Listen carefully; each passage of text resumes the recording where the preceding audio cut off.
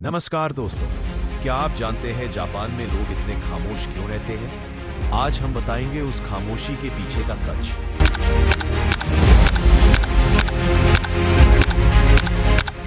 Japan दुनिया के सबसे डिसिप्लिन देशों में से एक है। यहाँ रूल्स फॉलो करना कल्चर का हिस्सा है।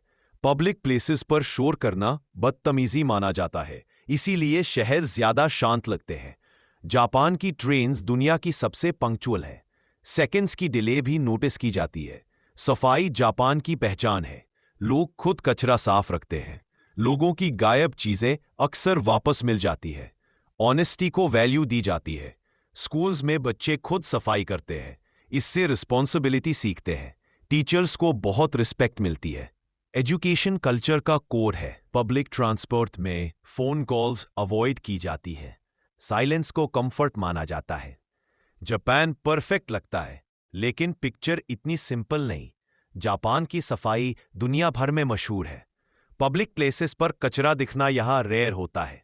लोग अपना कचरा घर ले जाना नॉर्मल समझते हैं, क्योंकि सफाई सिर्फ गवर्नमेंट की जिम्मेदारी नहीं होती।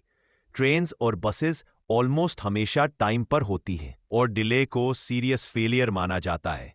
जापान में पंक्चुअलिटी रिस्पेक्ट की निशानी है। लेट होना प्रोफेशनलिज्म के खिलाफ माना जाता है। यहाँ लोग बचपन से लाइन में लगना सीखते हैं और क्यू तोड़ना सोशल प्रेशर क्रिएट करता है। क्राइम रेट काफी लो है और लॉस्ट आइटम्स अक्सर अपने ओनर तक वापस पहुंच जाते हैं। वॉलेट खो जाए तो पुलिस स्टेशन में मिल जाना कॉमन बात है, क्योंकि ऑनेस्टी यहाँ एक सोशल एक्सपेक्टेशन है। वेंडिंग मशीन्स हर जगह मौजूद होती हैं और इन्हें तोड़ना या चोरी करना रेयर माना जाता है। जापान में साइलेंस को रिस्पेक्ट दिया जाता है। पब्लिक ट्रांसपोर्ट पर लाउड बातचीत पसंद नहीं की जाती। मोबाइल पर लाउड बात करना रूड माना जाता है। कर्टसी यहाँ डेली हैबिट का हिस्सा है। स्कूल्स में बच्चे खुद अपनी क्लासरूम्स साफ करते हैं, क्योंकि सफाई रिस्पॉन्सिबिलिटी का हिस्सा होती है। टीचर्स को हाई रिस्पेक्ट दी जाती है और एजुकेशन कल्चर का एक स्ट्रॉन्ग पिलर है। जापान में फूड क्वालिटी पर स्ट्रिक्ट कंट्रोल होता है। यहाँ तक कि कन्वीनियंस स्टोर का फूड भी हाई स्टैंडर्ड का होता है। कस्टमर को हमेशा प्रायोरिटी दी जाती है और सर्विस कल्चर बहुत डीप रूटेड है। लोग कम बोलते हैं और ज्यादा ऑब्जर्व करते हैं। प्राइवेसी को यहाँ बहुत इंपॉर्टेंस दी जाती है। इमोशंस पब्लिक में ज्यादा शो नहीं किए जाते। सेल्फ कंट्रोल को एक वर्च्यू माना जाता है। जापान टेक्नोलॉजिकली एडवांस लगता है। ऑटोमेशन हर जगह नजर आती है। रोबोट्स रेस्टोरेंट्स और होटल्स में भी मिलते हैं। जहां टेक्नोलॉजी कन्वीनियंस के लिए यूज होती है, बाहरी दुनिया के लिए जापान ऑलमोस्ट परफेक्ट लगता है। हर चीज सिस्टम के अंदर चलती हुई नजर आती है, लेकिन जो दिखता है वो पूरी तस्वीर नहीं होती। असली जापान यहीं से शुरू होता है। जापान का वर्क कल्चर दुनिया में सबसे स्ट्रिक्ट माना जाता है। यहाँ काम सिर्फ जॉब नहीं, एक जिम्मेदारी होता है। एम्प्लॉयज अक्सर ओवरटाइम को नॉर्मल समझते हैं और ऑफिस से लेट निकलना लॉयल्टी का साइन माना जाता है। काम के बाद भी सोशल प्रेशर खत्म नहीं होता। कॉलीग्स के साथ रहना एक एक्सपेक्टेशन बन जाता है। पर्सनल लाइफ और वर्क के बीच की लाइन ब्लर हो जाती है और ब्रेक लेना अक्सर गिल्ट के साथ आता है। जापान में लीव होने के बावजूद छुट्टी लेना मुश्किल होता है। लोग हॉलिडेज में भी काम करते रहते थे। एग्जाम्स फ्यूचर डिसाइड कर देते हैं और फेलियर को एक्सेप्ट करना मुश्किल होता है।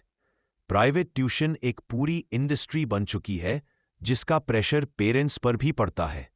जापान में इमोशंस को कंट्रोल करना सिखाया जाता है और ज्यादा एक्सप्रेस करना अक्सर वीकनेस समझा जाता है।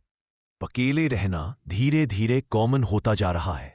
सोशल आइसोलेशन एक साइलेंट प्रॉब्लम बन चुकी है। हिकिकोमोरी एक सोशल रियलिटी है, जहां लोग सालों तक घर से बाहर नहीं निकलते। टेक्नोलॉजी कनेक्शन बढ़ाती है, लेकिन साथ ही लोनलीनेस भी बढ़ा सकती है।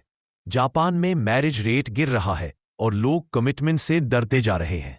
बर्थ रेट भी लगातार डिक्लाइन कर रही है, जिससे फ्यूचर पॉपुलेशन एक बड़ा चैलेंज बन चुका है।